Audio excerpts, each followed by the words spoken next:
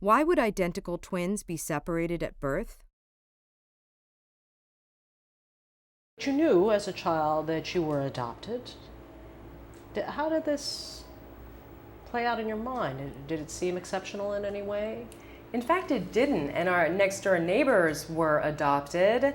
And I also had two cousins who were adopted. So it seemed very normal. The year was 2003. Elise Shine found herself in Paris, an aspiring filmmaker working as a receptionist to make ends meet.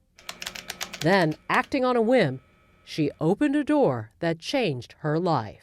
I was Googling information and I said, well, what's out there? Here I am in Paris, France. What's going on with my old friends in college who I lost touch with? And I said, what's going on with those biological parents? It was a casual inquiry, but it brought this letter from the adoption agency. Well, it said, you were born on October 9, 1968 at 12:51 p.m., the younger of twin girls. That's a revelation. It really is. Oh my God, I'm a twin. Oh my God, I'm a twin. Can you believe this? Is this really happening? Through many dangers. Researchers have long been intrigued by the ties that bind twins. Just last month, as they do every year, thousands of twins gathered in Twinsburg, Ohio, for the annual Twins Day Festival. A happy occasion, to be sure, but also an opportunity for forensic scientists to explore why it is that twins with identical DNA still have unique fingerprints. But the only twins research that interested Elise Shine was any information that would help her find the sister she never knew she had. I knew that we were both born in New York, and the adoption agency was located in New York, so it seemed like a good place to start. Despite what you may think, not all adopted children want contact with their biological parents. A decade ago, Paula Bernstein wrote this article explaining why I don't want to find my birth mother. I always say, the people who haphazardly created me are not my real parents. My real parents are the ones who took me in. And I always felt that, family is what you make, not necessarily what you're born into. I grew up in a really kind of idyllic situation. I always did well in school, kind of had it just the way you see in the storybooks. But when she began grappling with bouts of depression in college, Paula Bernstein turned to the adoption agency that placed her, hoping biology might help explain her illness. And I remember looking in the mirror one day when I was a college sophomore, and it struck me, I bet my birth mother would understand this. So I contacted Louise Wise and asked for non-identifying information, meaning I did not want, a name or an address, which they couldn't have given me anyway. I merely wanted the medical records. That was 1987. Little did Paula Bernstein know that years later, that anxious request would result in a fateful phone call. I looked at the caller ID and it said Louise Wise Services. You knew that was the agency. I knew it was the agency, and I thought, why would they be calling me now after all these years? And at that point, the woman on the phone said, confirmed, is this Paula Bernstein? Were you adopted from Louise Wise? And she said, well, I've got some news for you. You've got a twin sister, and she's looking for you. It was news Paula wasn't quite certain she was prepared to deal with. So she took down her twin's phone number, but also asked for the number of a social worker. I think in the excitement of the moment, and perhaps it was a Freudian slip, I dialed Elise's number. And I picked up the phone and I hear, hello? So I heard her voice on the end of the line, and I realized what I did. And I hear, it's almost like I'm hearing my own voice on a recorder back at me. What could you say to a person who is instantly your sister or not your sister or what can you say?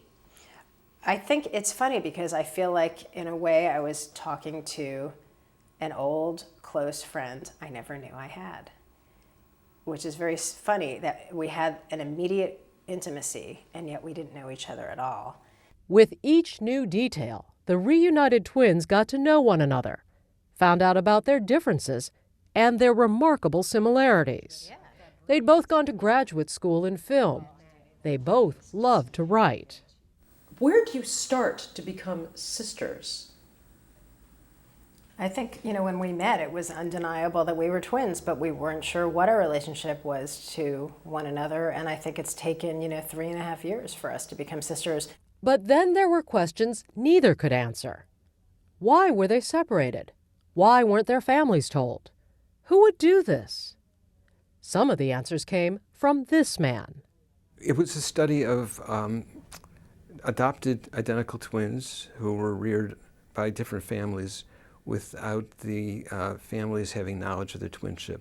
Dr. Lawrence Perlman was a researcher in New York in the late 1960s, helping with a project on the psychology of twins. Were their personalities the result of nature, who they were, or nurture, their upbringing? So it was a unique study, might be able to parcel out nature versus nurture influences, because they were genetically identical, but they were raised in totally different households. The study was never completed. The files were sealed. And ultimately, they didn't publish. They didn't publish because by the time it was ready to be published, they realized that the public outcry against them would be too strong. Do you think they were embarrassed? Actually, we've spoken with one of the key researchers on the study who still has absolutely no reservations about what they did. They expressed no remorse. It's actually shocking. In all, 5 pairs of identical twins and 1 set of triplets were separated, though it's not clear if that decision was made solely so they could be studied.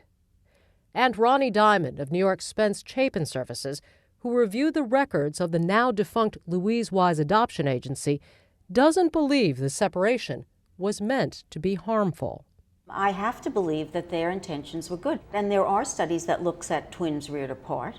It's given us so much rich information on genetics versus environment, so that the study would have been fabulous. Nevertheless, this isn't something we do today. No, we never do this today. Still, Diamond expects the questions will keep coming, questions she may not be able to answer because of strict privacy regulations. I am aware of certainly at least one situation of separated identical twins who do not know. And you know they don't know. Yes. So why don't you tell them? I don't know if I have the right to do that. Paula Bernstein and Elise Shine began their journey from identical strangers 3.5 years ago. They're now confidants, and they're co-authors of a book that chronicles their experience. Are you proud of yourself for having done this? Well, I'm proud that I found my twin and that we wrote a book together and we shared this journey together.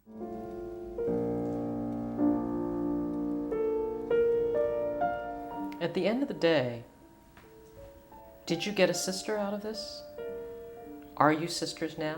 I think we are. Perhaps even closer than sisters because we're also twins. Are identical twins truly identical? Why or why not?